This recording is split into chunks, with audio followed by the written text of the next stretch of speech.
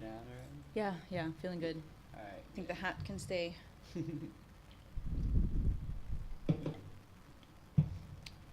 Right, so when the video plays, I'll turn this off and we can just...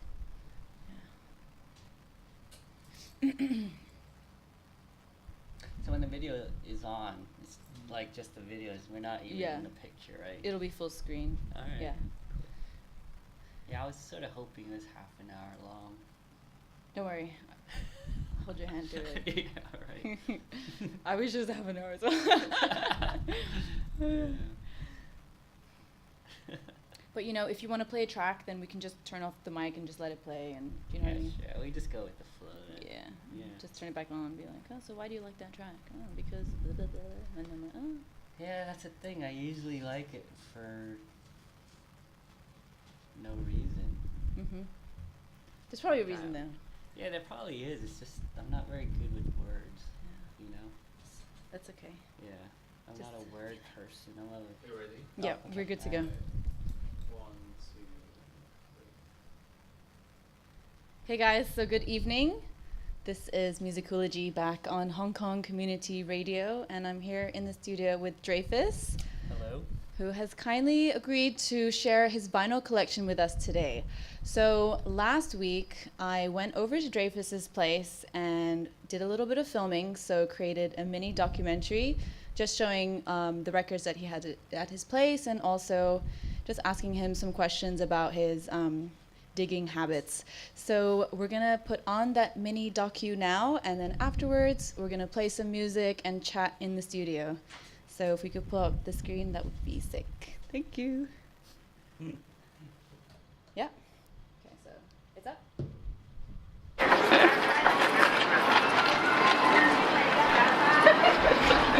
Where are we going? We're going to Dreyfus's place to look at his vinyl collection. Exciting! Bringing gifts and... The green llama strike.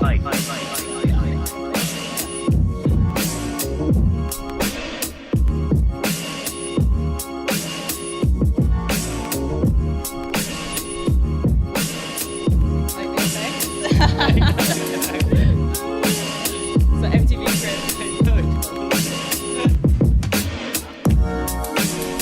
Like what we're doing now is how we used to like go to the record store and shop. I would be just going through like you, and I would not even know what I was, looking for. I would just flip through, and the artwork actually was the reason why I would actually attract me to buy something, because, we couldn't actually listen to anything back in those days, so you have to, like, if the artwork attracted you, and then if you read the back, you would get an idea. If it showed the band, you would know sort of an idea of what type of music it would be. Sergio Mendes, like really good time capsules and stuff, I love Spotify, I really do. Like, it took me a while. I got onto it like late. I was very like, stubborn about it. Like, I don't want streaming music. I want to own my music. But when I finally started using it, I actually learned that their algorithm was really good. I discovered a lot of bands through it, right? Because I felt like, I'm falling behind. I'm not, doing all this anymore. So I'm like sort of stuck in that rut. And that's also my theory about like being young too. It's like music is a lot of connected. I think once you start losing touch with music, that's when you sort of get old. But for me, you know what?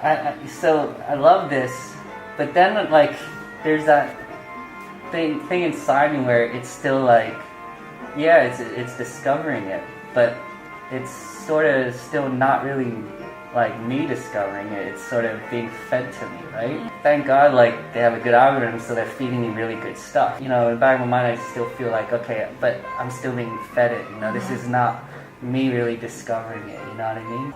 Oh yeah. I used to also go through the special thanks, which is really good because in the special thanks you always get like who they work with, and that's also really good. This is making me really want to walk into the record shop now.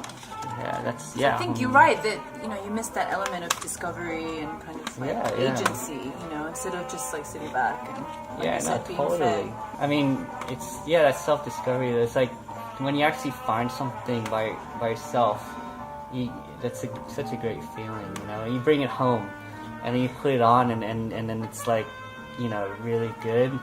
You just like, you just actually feel really happy, you know. You got like a sort of a gem or something.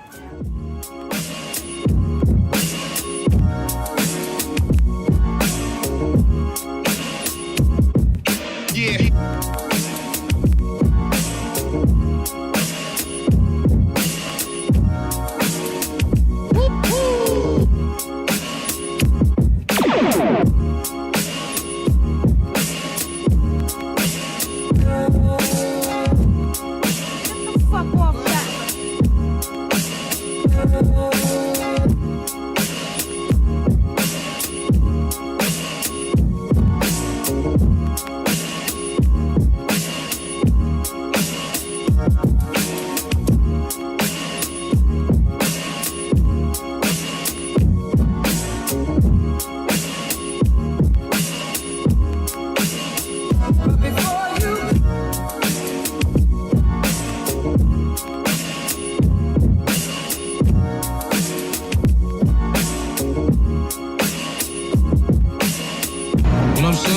Y'all can chop my fingers off, but y'all can tell me any artist or crew out there that can tell something. Now think about it.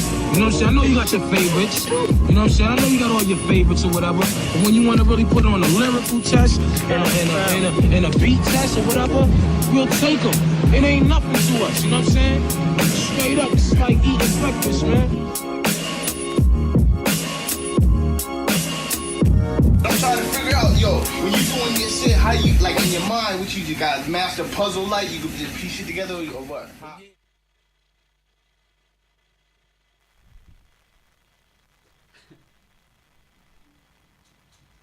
Are we back up? Okay, great. So the first record we picked out for today is Flood by Herbie Hancock. So shall we put it on? Yeah, sure. I already have it set up.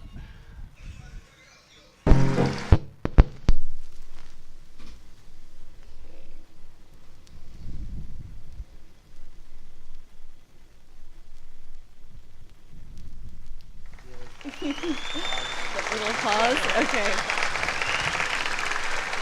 Right. So Herbie Hancock is a pianist. He was keyboardist. Ladies and Excuse gentlemen, me. would you please welcome Mr. Herbie Hancock. He was part of the Miles Davis Quintet in the 1960s, and this is his Live in Japan album. So yeah, let's just let that play, and let's pull up the artwork and take a little bit closer look.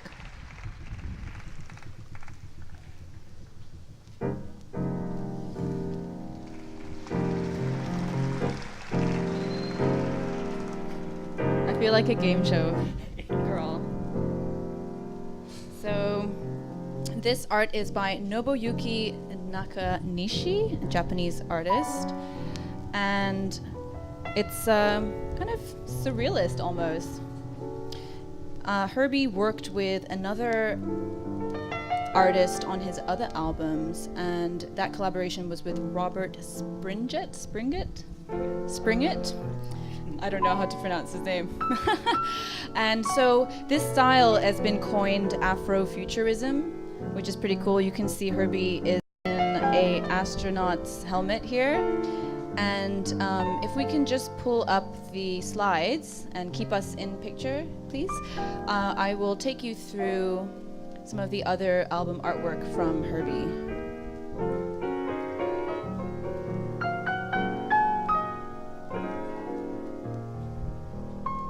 So this is his 1971 album, Crossings.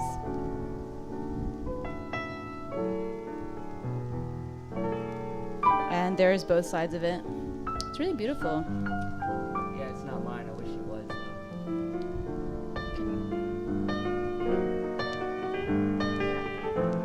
Hello? Sorry.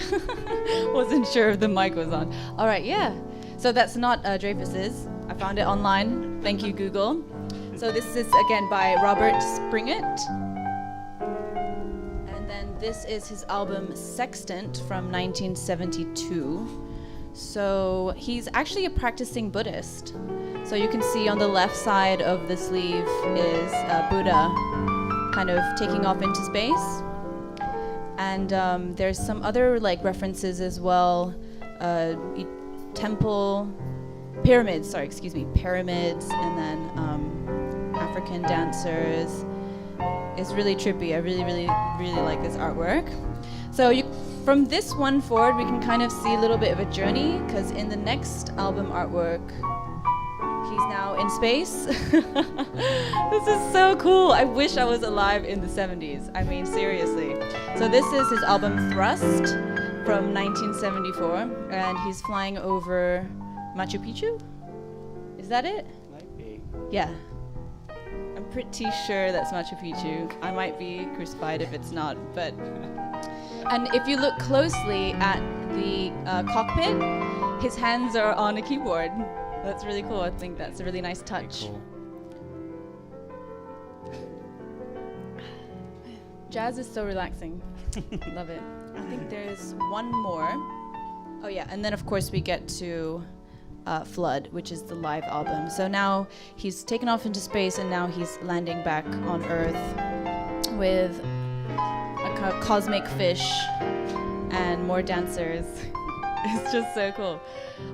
I really wish we could have Robert Springer on the show to explain. So I was reading up online, and someone wrote that they thought the art matched his combination of like hybrid funk groove and kind of his avant-garde tendencies. So yeah, I mean, he really embraced technology. He was like one of the first, I guess, jazz artists that actually, started using electric keyboard back when it wasn't really, I wouldn't say it was frowned upon, but it was just not something jazz artists did. But I mean, there's an article about him when he actually first started, when he actually started using the electric keyboard, which you guys should find and read yourself. I can't really remember, but he really embraced everything with technology, and he still does actually. Okay. His last album, he actually worked with a lot of electronic producers, and actually dabbled with some, a little bit of drum and bass. So that was very interesting. I definitely want to check that out. Yeah, you should. Yeah. You should. Yeah. Nice. Yeah. Okay, so we're having our little Herbie. I'm so sorry about this mic. I'm just trying to stay. It's like a disobedient animal. Stay. Okay, so let's let that fade out, and then we'll bring up the next album that we picked, which is by Led Zeppelin. So coming up next is Physical Graffiti, 1975, by the British rock group Led Zeppelin.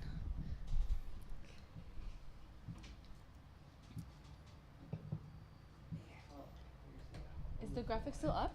Yeah. Okay. Okay. Yeah, we can leave. We can just have us back. Right. Thank you. Okay, so this is a really cool. Maybe Dreyfus, I'll let you unveil the album inside. It's a really interesting artwork design or sleeve design. So here you go. Basically, you bought it like this, but the two inner sleeves actually had the windows. Oh, and by the way, the building is an actual building in I think the Lower East Side, so you can actually go and visit it if you find out where it is.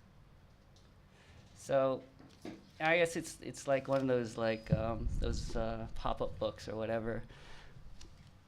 So yeah, so there you go. You would basically throw in the inner sleeve, and you could just see what was going on in the windows. And what is going on in the windows? Let's see. We got some band members. I think we got some old ads, some S&M. S&M? Yeah. Wow. Where is that? Right there. I think right Oh yeah. Okay. Let me just pull it up to the audience a little bit. There's the S&M.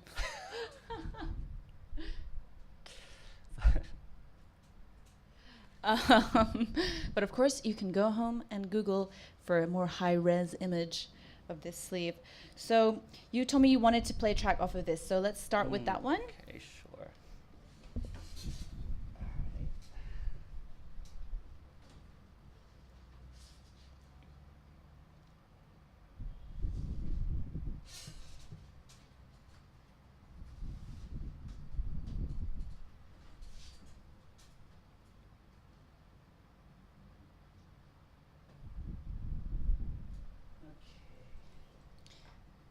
Okay, so I'm a bit of a noob. How do you know where the track's going to be? As in,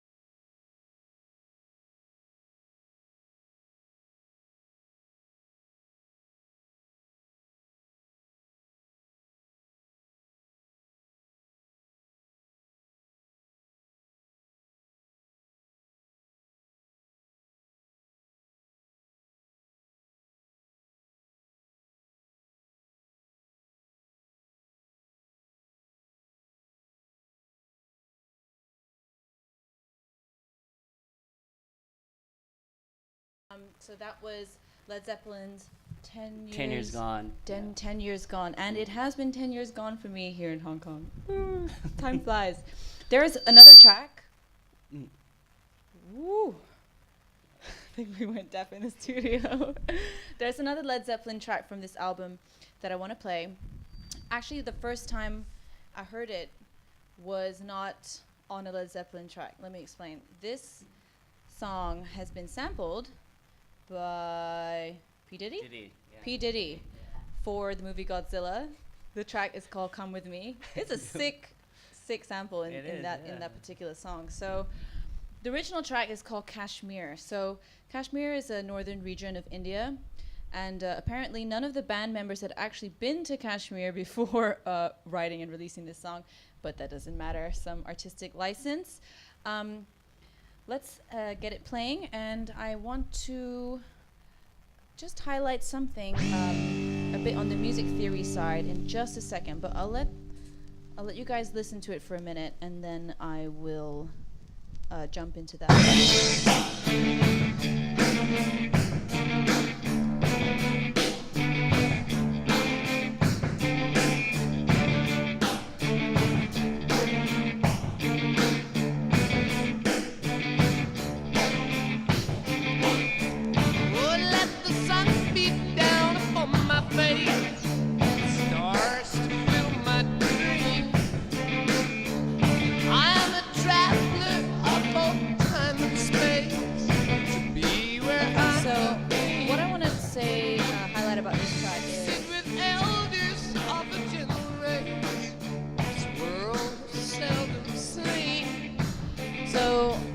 A transcription of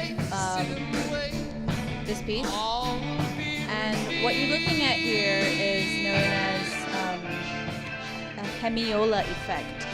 So what's happening is that on the bottom half of the notation, we're looking at the rhythm section, and the bass drum and the snare are moving in simple kind of groups of two.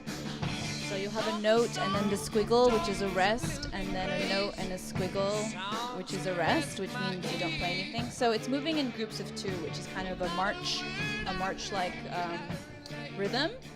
But on the other hand, the guitar is moving in groups of three. So what that does is it creates a kind of dislocation that continues to roll over as the song plays along. And it's a musical metaphor that has been used historically to kind of give a sense of movement. So this song, the lyrics are about kind of traveling through the desert. So it's actually a really perfect combination. So you're expressing that through a rhythmic device. And so that was my little music theory bit. And we'll just let the song play for a minute now.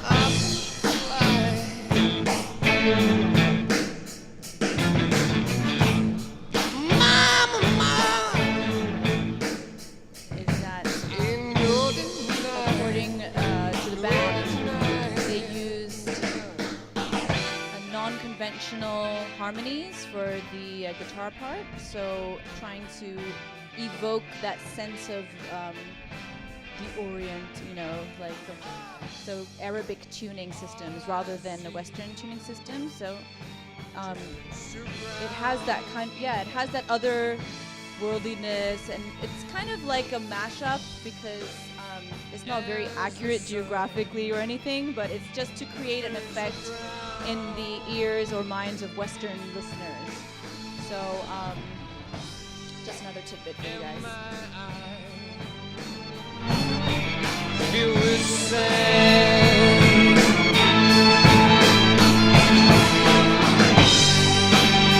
As I scan this wasted life, trying to find where I've been. So this was the sixth album by Led Zeppelin, and reached #1 in both UK and US Billboard charts. So very successful, iconic album. And this track became a concert staple. So I think most people listening would recognize it, even if they didn't know it was by Led Zeppelin, or even if, like me, you heard it because of P. Diddy. Here's the path that led me to that place, yellow desert screen. My Shangri-La beneath the summer moon, I will return again.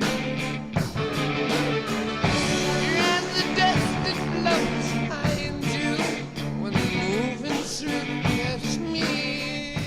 Okay, so next we're going to look at an album called Amok by Atoms for Peace, which I read online being described as a supergroup which brought together the talents of 2 members of Radiohead and a member of Red Hot Chili Peppers, among others. So before we play that, let's just check out the album artwork because it's really, really cool.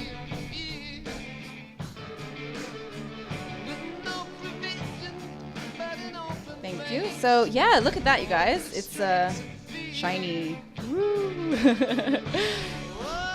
Let's open it up and just take a little peep. So according to the artist, Stanley Donwood, this is supposed to be a scene of Armageddon in modern Los Angeles. That's a quote.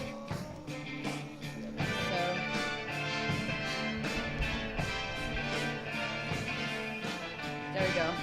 So I think you can see LA written somewhere, and on the flip side, just now, the Hollywood sign. So let's check this out. Let's put on one of the tracks.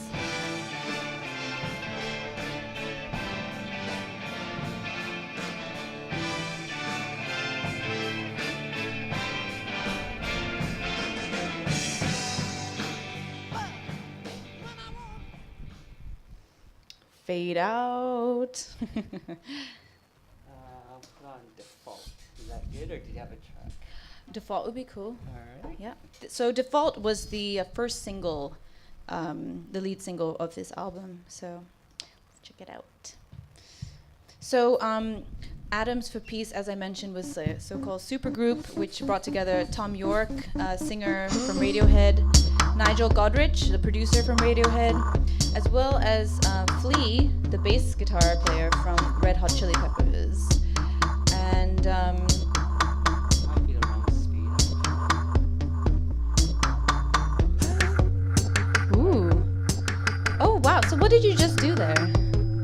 Yeah, was at the wrong speed actually. I didn't know you could play vinyl at the wrong speed. You can. It's 33 and 45. So I usually in LPs on 33, but then singles are usually in 45. So basically, this is more of a like a single. Which I started over. I think it's okay. Okay, cool. Yeah, it was kind of interesting to see that little mistake. Sounded really good in 33 actually. Shall we slow it down again? And remix.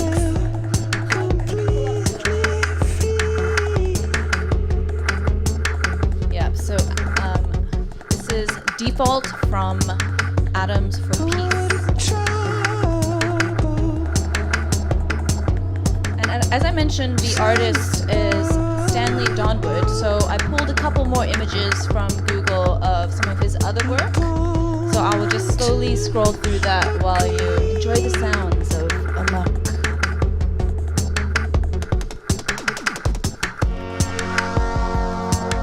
It's really great.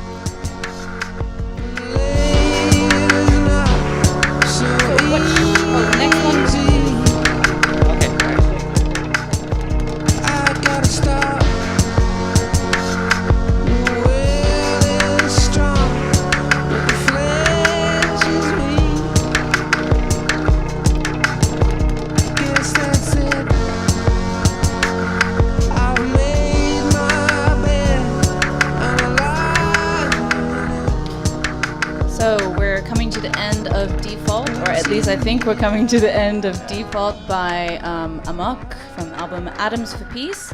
And coming up next, we're going to be listening to Uncle, their first album. Is that right? No, I don't think it's their first album. It's their second. They had a lot of singles. I guess. Oh, I okay, get okay. confused. Maybe I their get first confused. fully fledged album. Yeah, Okay, could be. okay. So, let's fade out and take a look at this. So, just worried about time. So, this is the next album we're going to be playing on the show by Uncle. The name is Science Fiction, but it's a play on words because science is spelled Psyyence, which is cool. Sci as in like psychological. Yeah. Yeah? Yeah. Psychedelic, potentially. Yeah. So this is a really special album. Can you show us what's so special about it? Basically, just the way it's been packaged. So, which Moax was always famous for, is the actual packaging of all their LPs or CDs even. Mm-hmm. So, yeah. Basically, really nice. the label boss, James Lavelle, was very influenced by Japanese, I guess the whole Japanese way of packaging and their whole, I think basically everything they do. Japanese packaging is like probably the best in the world, no? Yeah. Yeah. Oh, yeah. Yeah. Definitely. So, so I guess the artwork is by Futura. Yeah, the artwork is by Futura, graffiti artist, and I actually pulled up a video. Oh, totally forgot to show. Can we pull up the screen, please? You guys, I forgot to show more art by Stanley Donwood, so let me just quickly scroll through that. Yep. And now we're on to Science Fiction by Uncle. And so let's load up the video to full screen, and we have a little mini documentary that I ripped off of YouTube about Futura in his younger years. Good to go? Thanks. New York gave William Burroughs a great deal of creative stimulation, and it's also the home of a totally native art form, as Tony Kilbert explains. Graffiti's often considered more of a nuisance than a viable art form. Well, Futura 2000 is out to change that image. Futura's career began in typical fashion for a graffiti artist, with subways as his canvas. But today, these canvases are somewhat more prestigious, with Futura's spray decorating the walls of many respected galleries. Graffiti was something that just evolved in the late 60s, and it seemed like something I could do that was happening.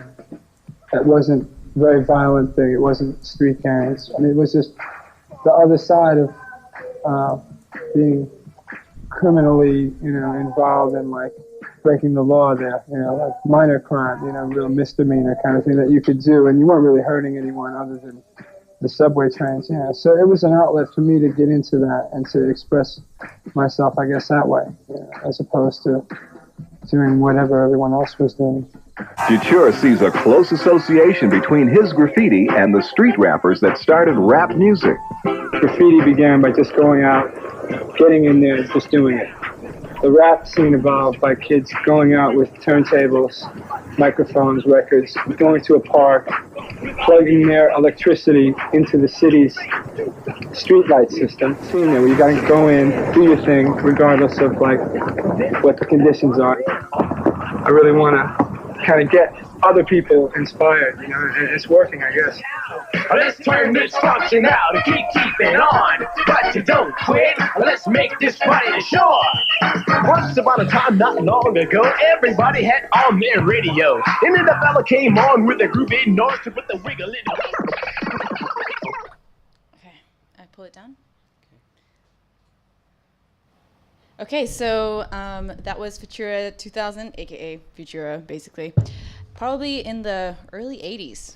So let's listen now to some music from Uncle and enjoy that. So this album was produced by DJ Shadow. DJ Shadow.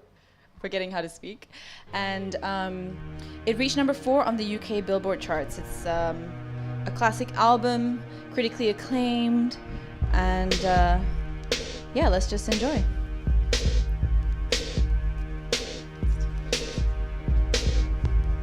Did you bring the small one? Did you bring the small one?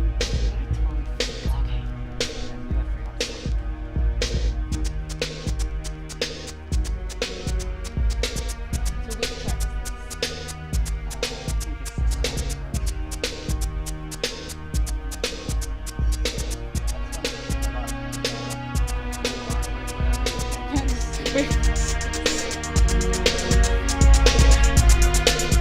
So I was just asking Dreyfus which track he's playing, and he was trying to read the track name. Yeah, I guess that's the one downfall of having really cool artwork or design is that sometimes you can't really read it. So.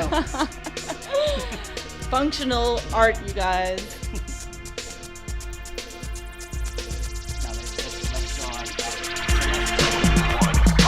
Celestial Annihilation.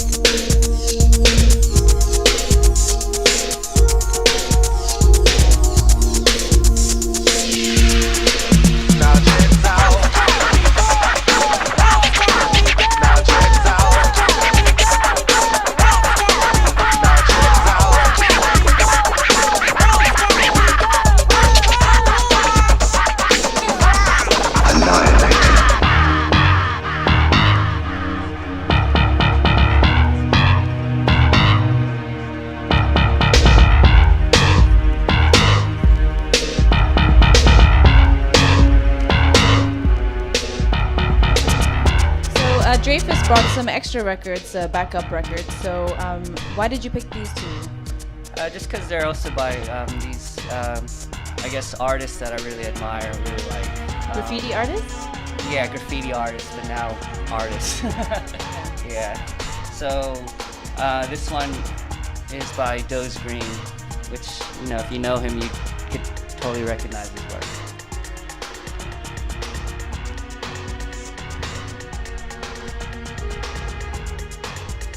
So this opens up. Okay, it also opens up. Wow. So it also brings back to like what we saw, what was the Afrofuturism, right? So it's Afrofuturism. Sort of, so even though if it's not really, it just has that same feel, like that old like jazz, like the whole Afrofuturism feel to it. It's really great. This one? This one is by an artist called Mode 2. So if you want to, like, I don't know, is that clear? So it's just another, you know, artist that I really admire. So these were two like covers that are, you know, I just really like. What kind of music is in this new sector movement? This is actually one of my favorite genres, is just broken beat. Let's take a listen. Yeah. Okay. Yeah. Great.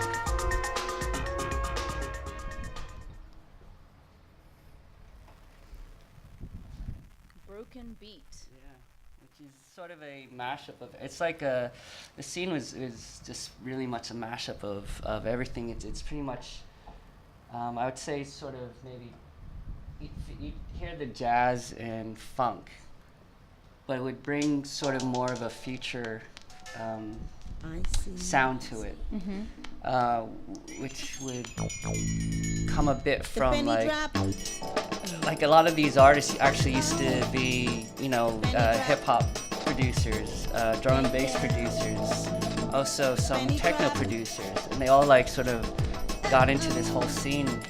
Where was this scene taking? Where did it start? It's like everything else, London.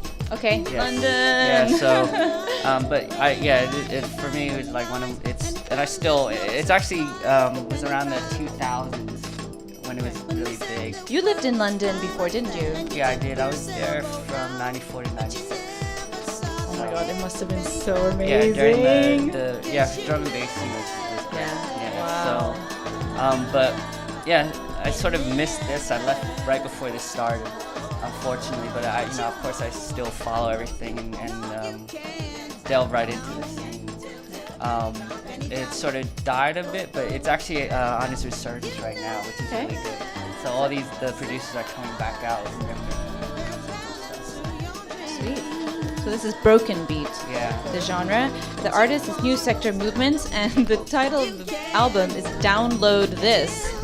Are you sure this didn't come out in 2018? You're doing great, but the boss won't up your pay. Then he gives himself a raise, the penny drop. Ooh yeah, you had a day, the baby was born, so you stay home on your own. When you're calling the money, he ain't alone. The penny drop. Oh yeah, you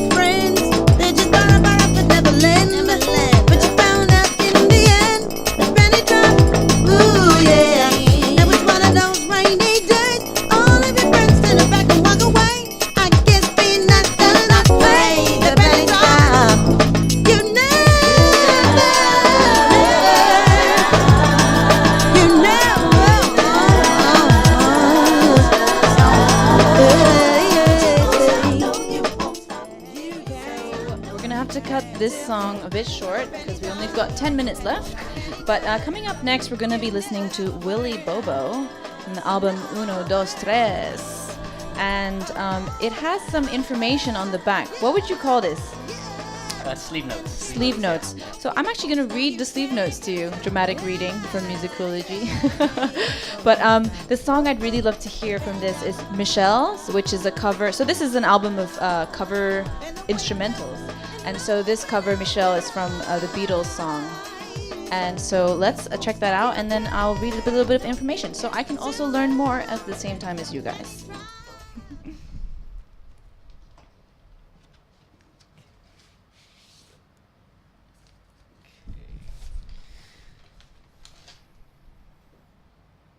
Born of Puerto Rican parents in New York's Spanish Harlem in 1934, Willie Bobo grew up between two cultures. He plays both jazz, drums, and Latin percussion, though in this album you'll only hear him on timbales. Is timbales the small little ding, ding, ding? No, it might be, actually. Timbales. If anyone knows for sure what timbales are, please post in the comments. Willie became known to aficionados of Latin music through his association with Tito Puente and with Mongo Santa Maria. He and fellow percussionist Santa Maria worked as a team for several years. In New York, he worked for a time in the recording studios, but he felt that musically nothing was happening in the city. What? Everyone's entitled to their own opinion. He says, quote, I got pretty disgusted and I stopped playing for a while. He says, if you're Latin, people expect you to play only Latin. They want to keep you in one bag, and I didn't want to be typed like that. Okay, fair enough. So I decided to try and develop my own group, a group in which I could play both ways, that would be musically grooving grooving and be entertaining as well. So that must be why he did this album of covers, because he's drawing from a lot of different genres like pop, rock, and so forth. So, cool. This is really nice. So let's listen to this cover of Michelle by the Beatles, and the cover is by Willie Bobo.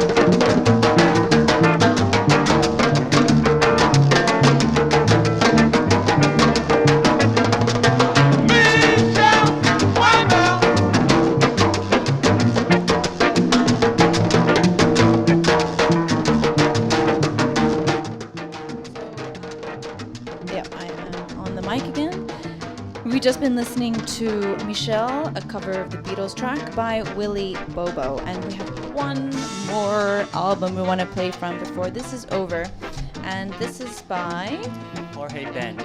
Jorge Ben, who from the looks of it is Brazilian. Yes.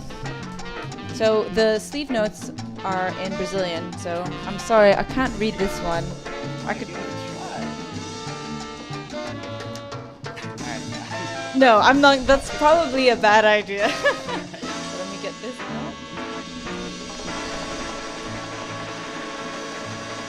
There's a track called País Tropical, which means tropical country. Why don't we play it? Yeah. Okay.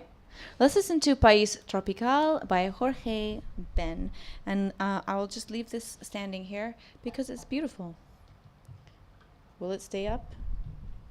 No. But I might. I'll hold it, you can talk. Okay. Thanks.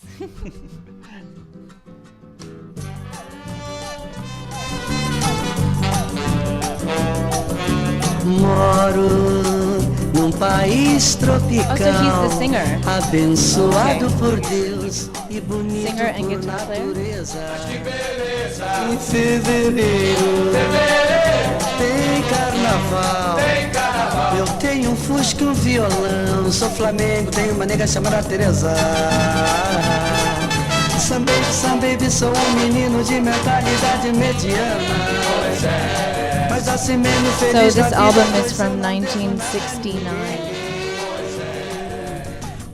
I really wish could have been alive in 1969.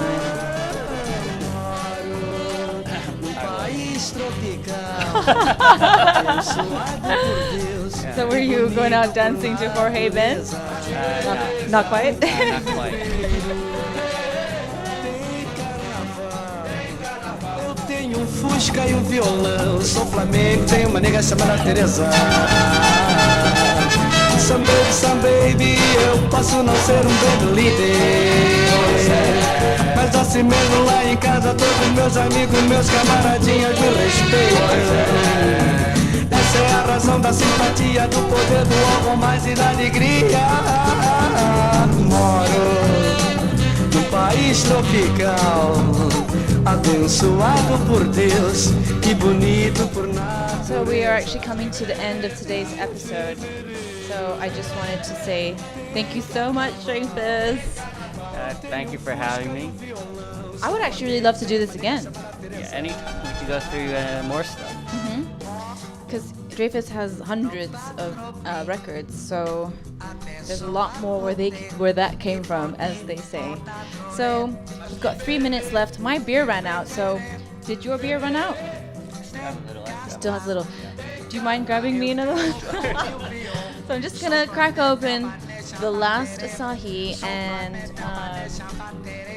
turn the mics off, and then we'll let the sounds of Jorge Ben ease you into your Tuesday evening. Thank you so much for watching. This has been Musicoology and Dreyfus, and I will see you again next month with another episode. Abençoado por Deus e bonito por natureza. Mas que beleza! E fevereiro tem carnaval. Eu tenho um fusca e um violão. Sou Flamengo, tenho uma nega chamada Teresa. A cuiquinha, a cuiquinha.